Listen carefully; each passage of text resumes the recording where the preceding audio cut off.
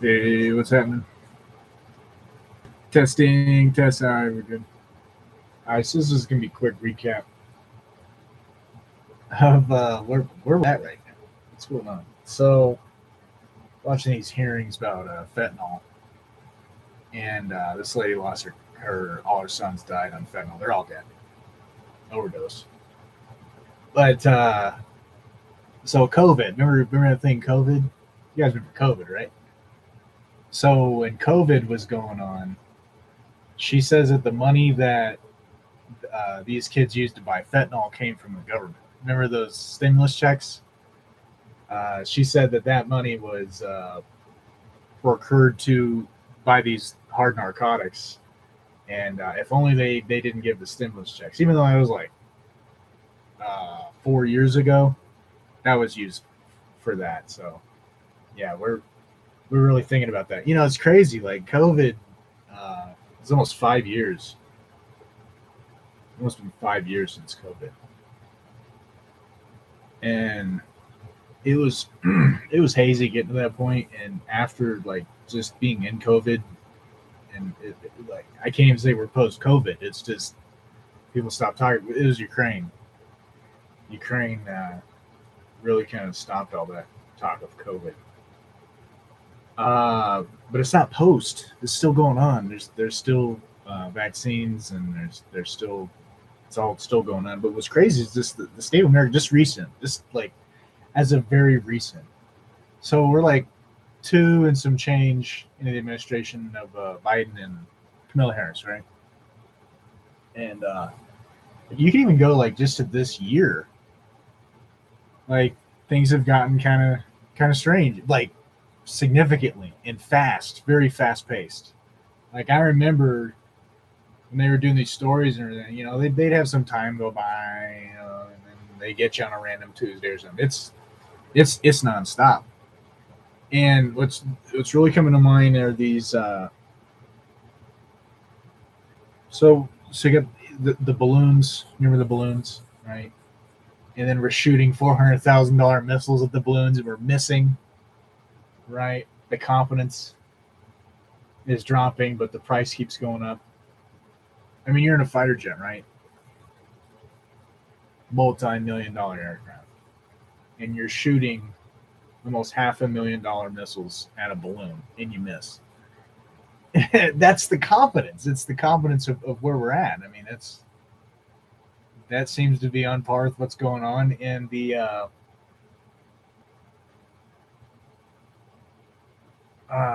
there was a Black Hawk helicopter that crashed in Alabama, and I saw the footage. Like just somebody got off from work, right, working, and is getting the cell phone out and videotapes literally a Black Hawk helicopter nosedive into the highway. And it gulfs in flames. It blows up, gulfs in flames.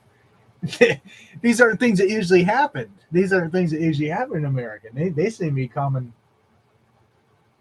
commonplace now for just ludicrousy, like of massive proportions.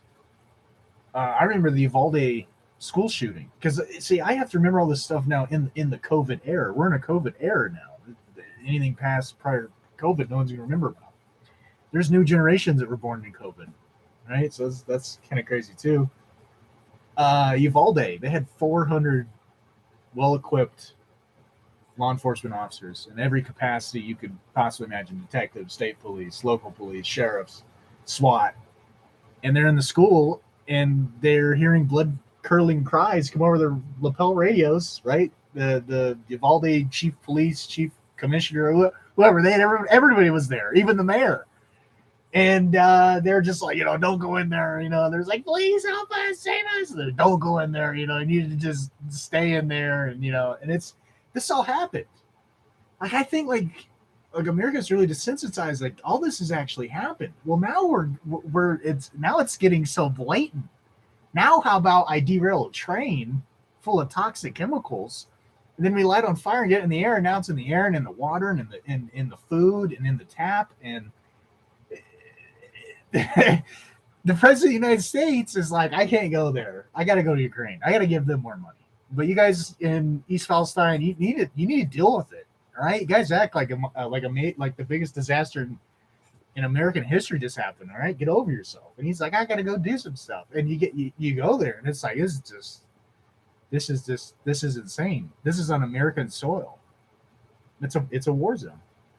It's like a biological agent was used on these people, and the incredible amount of suffering and carnage that's not even seen yet is underway.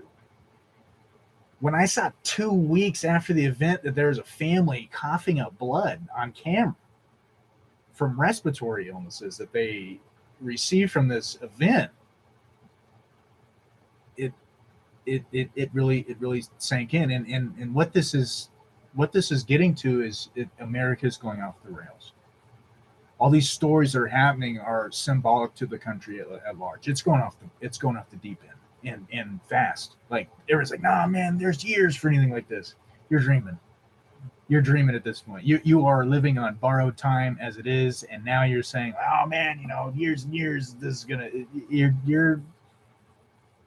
You're so naive that your ignorance is not bliss anymore. It's pain, and the people that are just put your head down and don't say anything.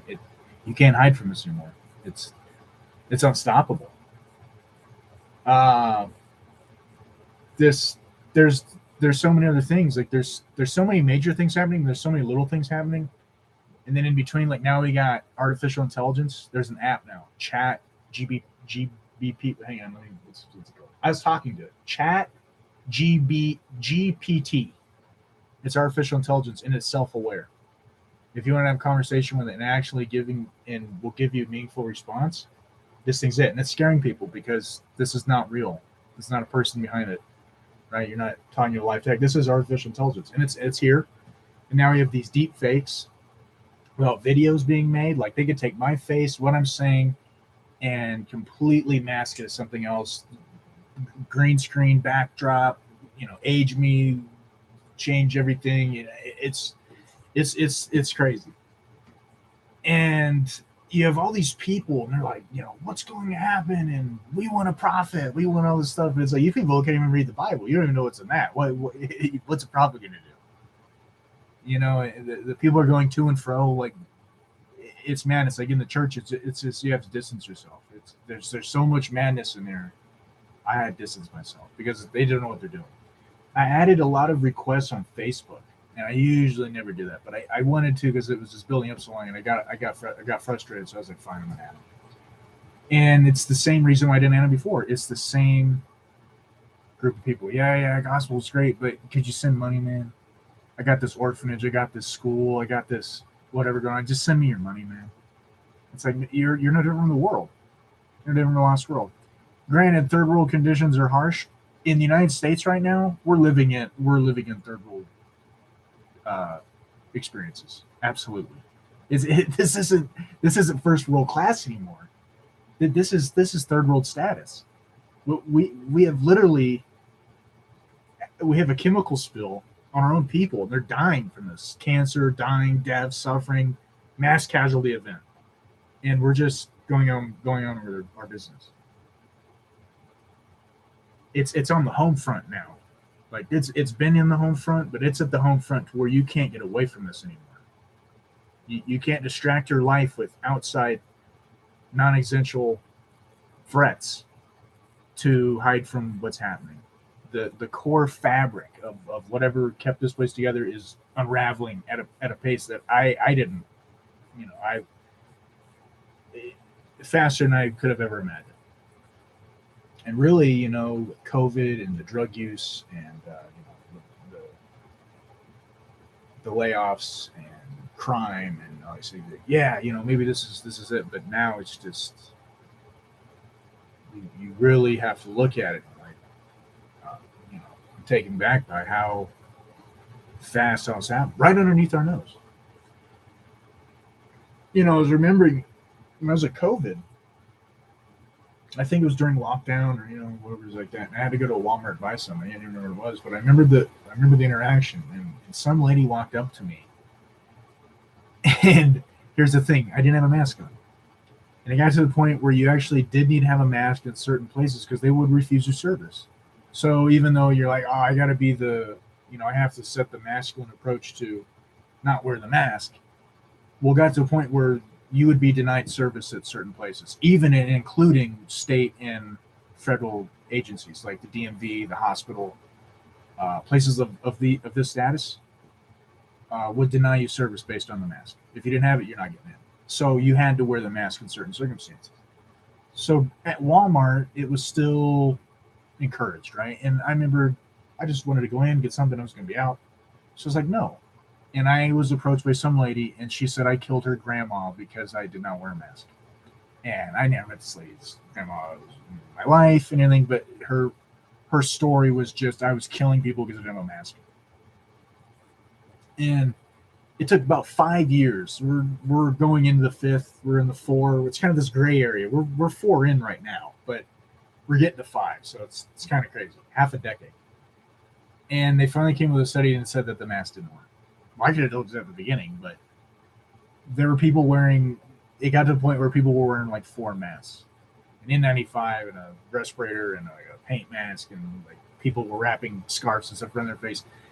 That all happened, and it like people alone in their car, 4 masks on, and it was just like you're alone.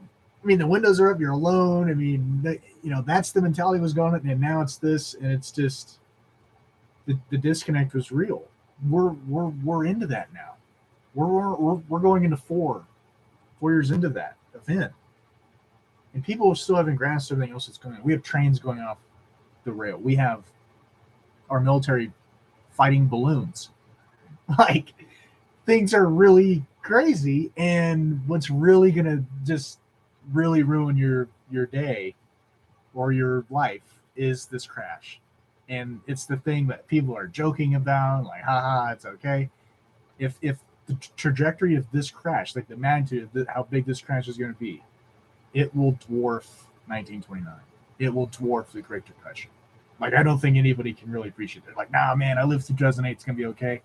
2008 was a penny to the level of how bad this crash is going to be. Like, it's truly like it's that level. Like, nah, man, that's the boogeyman. You're crazy. It's that bad, and it's like everything else that's going on that's bad is almost like a distraction, because it's like, nah, man, I know about this, but this crash is it will change your life forever. It will change your life, your children's life, your grandchildren's life. Doesn't matter where you're at in the spectrum. Doesn't matter if you're a boomer, millennial, or a zoomer. Your life will be changed forever from the event that takes place. And there's no telling what we're looking at. I have some people on one side, they're saying, bro, this takes place. This even has the ability to bring in and usher in a whole new currency. Well, that sounds kind of markish, right? That sounds like if you don't have this new currency, you can't buy or sell. So, a lot of speculation. But then you have the other side, the whole of the group. They're like, don't worry, we're gonna be wrapped out. We're good. It's like, yeah, through COVID and World War III and everything, that's all supposed to happen. But then I'll get you guys out. It's gotten kind of funny because the rap crowd really kind of fizzled out after they were really going all in on Obama. They're like, Obama's it, man. We're going to get wrapped out. And now that we're 10 past that, you really you really have to go and see that it's a false hope. You're giving your false hope. You really are. So what's your recommendation? Well, first of all, use common sense. Be grounded. Start from a collective understanding and then stay rooted and grounded in the truth. That's the only way. But this whole thing about, oh man, we're gonna get out and everything. Go hang out with those people then, man. Because when reality hits you, it's gonna hit you hard, and you're gonna need some support to keep you up. I'm here to tell you, because if you're that far just completely blinded and don't care about the reality of what's actually taking place, you need to go around those people, because they're the only people that can support you in your delusions. Now the reality is that this is the world that was made, and now you have to live in it. And a lot of these people that intentionally made this world the way that it has to be, it's good that they get to see their their finished result. They didn't get a chance to get away from it. They get to live in it. And then now it's up to the people that are up and coming of age to do everything possibly in their very limited approach to try to revert back or to change from what's here, because it's unsustainable, and it is going to get progressively worse, very fast paced, and it only needs one or two events to really kind of hone it in on where it's at already, but uh, to be expected, right? It's one of these things where like, oh, I got. Remember in scripture, they're like, you know the signs of the times, but you can't discern what's happening right now, right? Like they're like, we got to see a sign in the sky or anything. It's like, bro, look around. It's we're past that, and these people are all. See, that's the thing too. Like I said before, Christianity is not a group effort. It was made as a community event, right? It really was, but as in these days, and I'm not going to say last days. There's so many people that are like, we're in the last days, and then that happens. I'm over that too. I'm just going to say in these days, where we're at right now, it is so frowned upon to be in a group of believers because they're not like-minded. One Lord, one faith, one baptism. The Bible says to be of one mind, and that's not the case. There's so many things in there that it's, I wouldn't even touch the 10-foot pole. We got people that are literally fighting each other over the name of Jesus. You can't use Jesus, man. That's not his name. Jay didn't exist. And then you have the grace crowd, and it's like grace, grace, grace. And it's like, okay, well, that's great and all, but what about you want to start correcting the error, right? You want these people to stop doing wrong, right? I mean, they can't get blessed for that. Well, it's just grace, grace, grace. And then that's decay. It's moral decay. Grace, grace, grace is moral decay. That's all it is. Because at the end of the day, that whole thing about you're giving people license to sin, it becomes reality. Because you don't tell anybody about, check yourself. Are your actions in line with God? And if they're like, no. But grace, grace, grace, that's moral decay. Because other people will look up to that.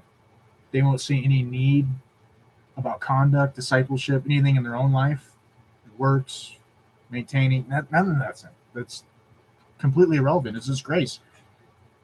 Moral decay. That's all it leads to.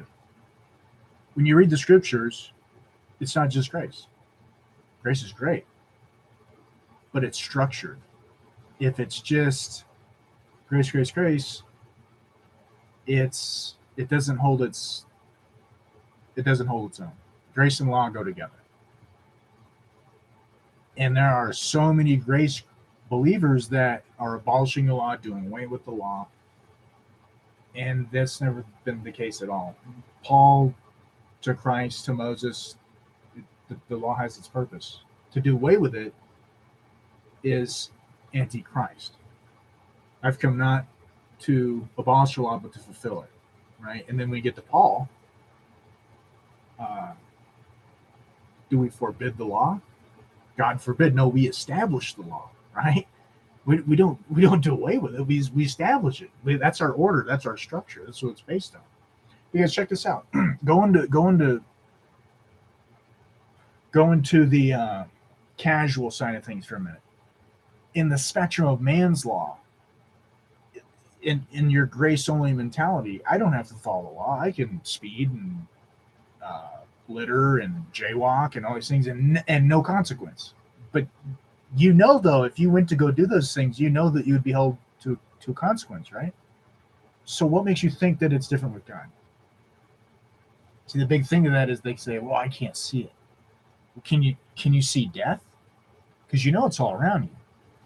But you can't discern when it's your time, right? But you're going, right? So that's already an arrangement that you have that cannot be altered, cannot be changed, cannot be negotiated. So it's going to take place. You don't know when.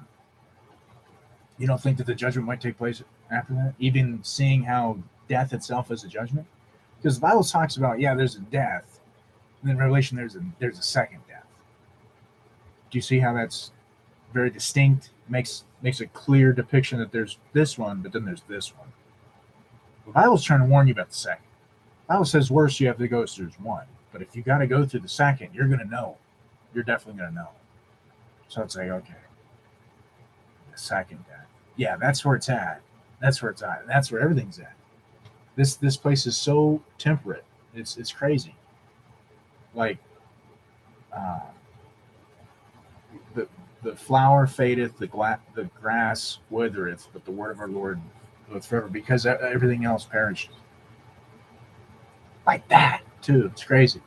Like COVID, 4 years. We're in the fourth year of COVID, going into five. Half a decade COVID. I needed a reality check on that because, to be honest, I was not there. I could not discern how that was that long in this. But the times have went with apostasy of great magnitude, because you have schools now that are just. I went to public school. I went to public school in a very not extremely impoverished area, but pretty close. And it was nothing near to the capacity of what's going on now at public schools. It's not like, oh man, there's people bullying people and everything else. It's a new landscape. It's unrecognizable. It really is. Like, you still have cliques and everything, but just what's going in them, and everything's just surrounding it. It's just like, we are at a time where after Satan clubs are a real thing. Like, oh, haha, it's all funny and jokes aside. No, this is serious. It's real, and it's not just like a few places. It's a lot. These are things that you heard about, but they were never as popular as they are now. And now that they are, it's this whole other thing. It's just a brand new thing. So, uh, you know, why are you giving all this? Well, one, somebody needs to just, it's a reality check. Where are you at and everything yourself right now? Because no matter where you're at and what you got, it's going to change. So first and foremost is readying yourself for that. Physically, emotionally, mentally, but it's spiritual. That's the only thing. It's a spiritual readiness. And two is, I'm telling you right now, the group effort thing is, you're going to be siphoned off. It's not gonna work out. It's all fun and games when everybody can do it, but when you have to live the prophet life, then you're gonna realize, like, this gets pretty challenging. This gets pretty tricky. But the group effort is going to lead to the pit. It is. I mean, that's harsh. It's gonna be harsh with you. But the more I see it, the more I see this immense need of harsh rebukes. Rebuking them sharply that they may be sound in the faith. That is of necessity, because there's so many things, and people have dropped the ball and let things go. This is the point that it is so mundane and run down that they feel like quitting. Don't quit, but just know how to redirect it, because our weapons are not carnal, but mighty, but spiritual, but mighty, point down a stronghold. So assess that, appreciate that, know where that's at, and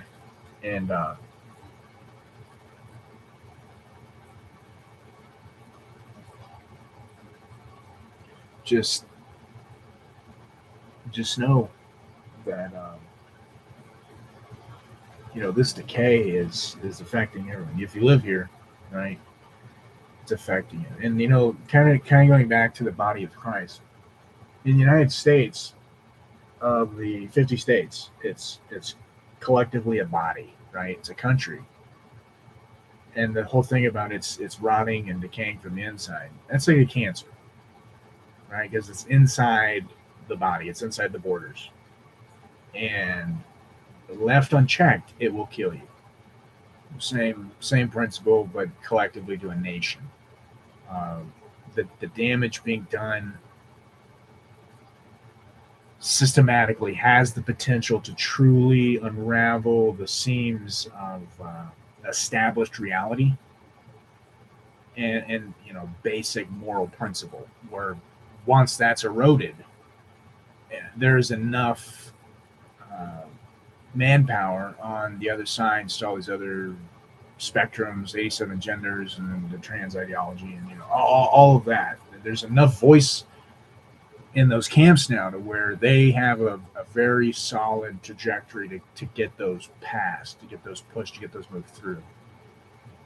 So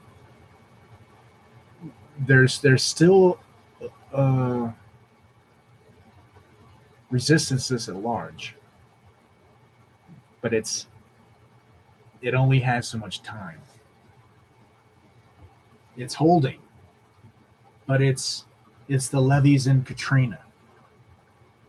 They're holding, they're holding, they're holding, but they're going to give out, and that's where we're at. Is there's things in place that are holding, but they're being eroded at a faster rate than they can sustain. So once they're done, the rest of everything else is gonna go into. So wild things, really wild things. The immigration for a minute. It's funny. Another story. They said they needed people to volunteer to go to these borders to stop people coming in. And what's funny is Border Patrol is Homeland Security. It's a federal agency. It's a government agency, and they're armed. Border Patrol's armed with firearms, long guns, handguns, rifles, machine guns, submachine guns, drones. They got it all. They got choppers. They got everything. But they're all frantically saying, "Oh, help us with this border." If they didn't want you in the country, they'd shoot you. They would prevent you by deadly force from entering the United States. They're not at that point. So that would only leave a logical conclusion to understand this is deliberately being done. This is not, oh, it's by accident. This is deliberate. Border Patrol carry weapons to administer force. And when I say force, I mean deadly, lethal force. At the end of the day, they are armed.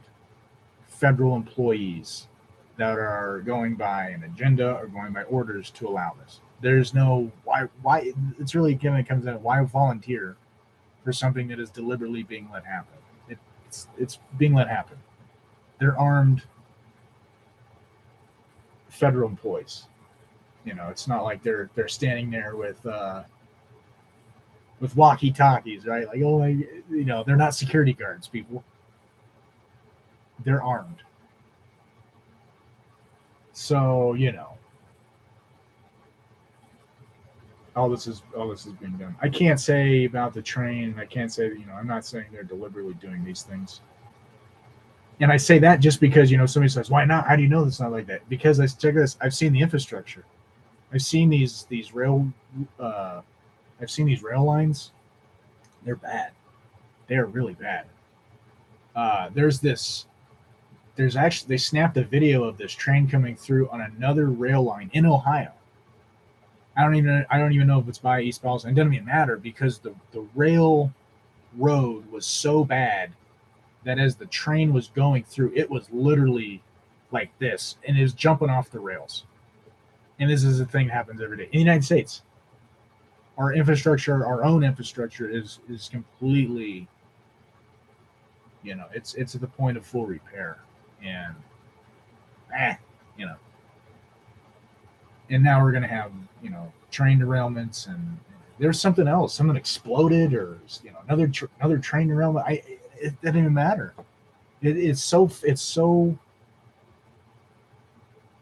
It's like you could get caught up in this one story, and by the time you get ready to speak on it and everything, there's already one right behind it.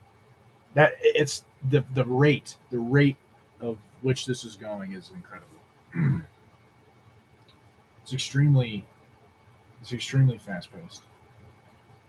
But it in anything this is the keep your heads up. This is say, hey, keep those eyes open because what's coming down the pipe is serious, and it's really wanting to sneak up on people. It wants to give a little hint here, give a little hint here, let you get comfortable, and then wants to hit you.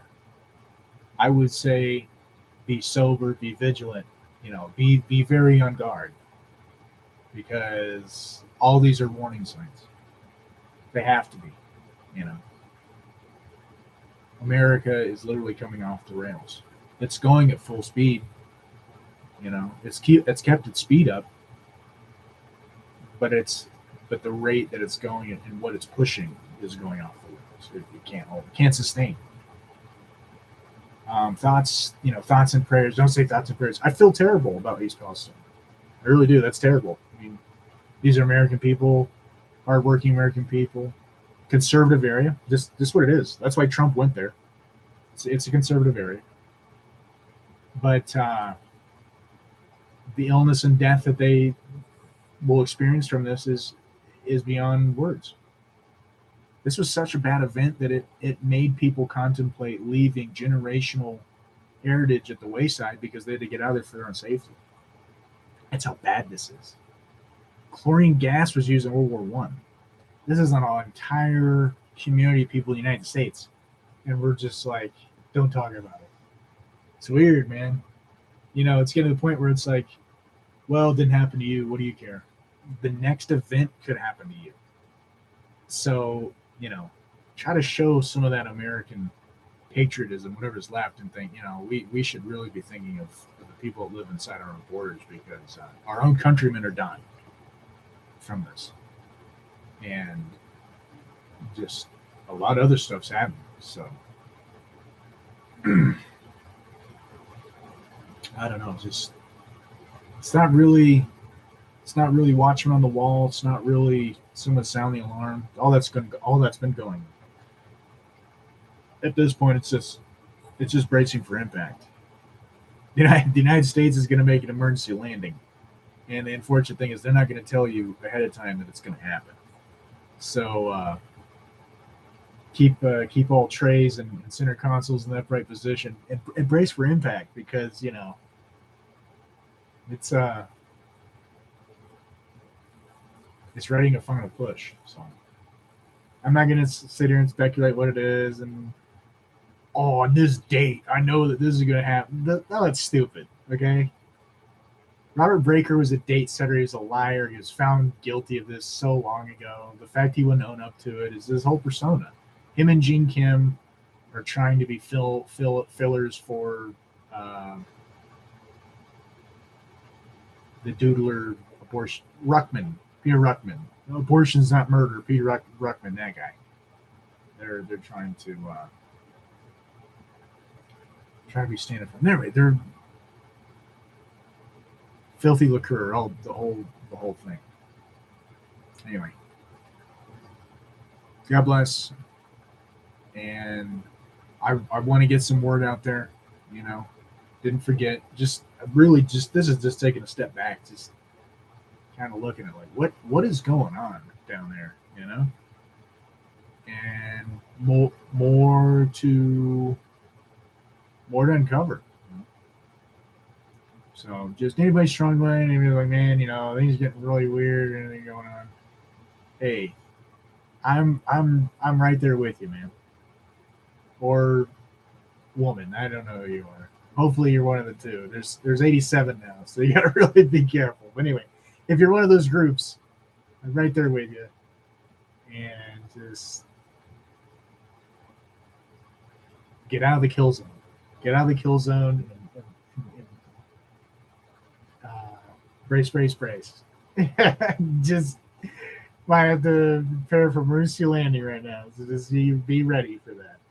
And the last thing is be really careful if you got to get on a train in America lately, because there seems to be a lot safer alternatives than getting on a train anymore.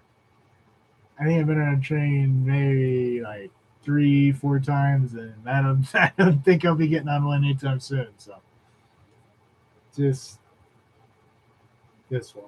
Anyway, God's grace, God's blessings, comfort, mercy, joy, peace, love. Join the Holy Ghost. 9 fruits, increase. Grace is fine. Grace is good. Just don't throw away the law. They go together. Law, blue, red, grace. It's kind of like the balances. Last thing, I'll be quick. Balances of justice, and it's like they think like if you go to heaven, if you have more good deeds than bad deeds and thing like this, you should be on the grace scale, and to the point where the law is becoming distant in your life, and then you need to feed a little bit more into the law. You need to balance it out. So it's like at the end of the day, how do I know if I'm in too much grace? Because there's no love for the law. There's no attention to the law. There's no understanding of the law. It's just all non-existent. That way that's like this. That's how far off elevated the law and grace is. So it's really just get grounded and balance it out. Put more spirit here. This is discipline. This is discipleship. This is staying in the word. This is doctrine. This is reproof. All this is here. Grace is fruits of the spirit. Staying in fellowship with the spirit of truth, no spirit of error. Revelation, prophecies, prayer, all this here, right? Work should be law. But again, there's no works going on. Faith without works is dead. You need to get more to the law. Bounce it out. Bounce it out. Just break it down in your mind. Think, I'm saved by grace, but I need the law. Look at the scales and think which one's high, which one's low. Everyone's always on grace. So feed more to law and start balancing it out. It'll help you. I'm telling you, law is structure and order at the end of the day. So for a society that is completely going anti-law and all these crazy things are happening, going back to the law and grounded in that is good. And it's not everybody's favorite thing. But I'm telling you, it's structure. This grace is no structure, and it will go off the deep end. It is moral decay. If that's all you stay on, that's what you want to go with, and nothing else, it's just moral decay. It's look at the end of the way, man. It's like I'm seeing it, and there's the cliff. Right? I don't want you to go up the cliff. Just appreciate grace. Yes, we need grace. Just too much, and only grace is going to hurt you. It's going to hurt you. That's one. So think scales. Need to feed more to the law. Do it. Just don't get too much here because you need grace. Like I said, you can get too much here, and then you're holier than thou, sinless perfectionist, speaking in tongues, charismatic, Pentecostal, whatever you got going on. Then you're gonna get the whole other thing, right? So balance. Find the right balance. Should have equal law to equal grace. You're just saved by grace. So hopefully that makes sense. Death, burial, resurrection, ascension, blood, faith by grace, faith alone, all the way. Just too much grace will hurt you.